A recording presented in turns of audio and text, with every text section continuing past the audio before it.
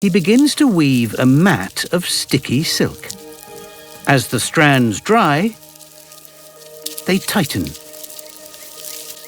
and lock him inside the leaf, where he sheds his skin in safety, emerging not as a butterfly, but as a more colourful caterpillar.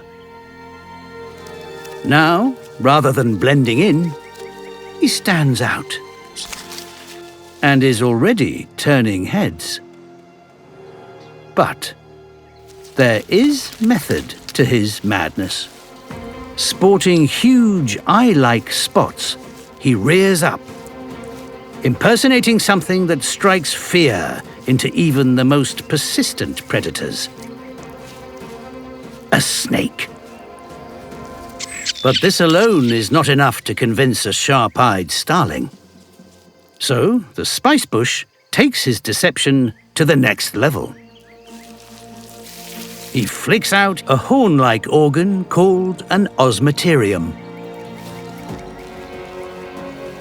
His very own imitation forked tongue, designed to disperse a foul-smelling acid into the air. It's a flawless performance. Fooling a predator 30 times his size.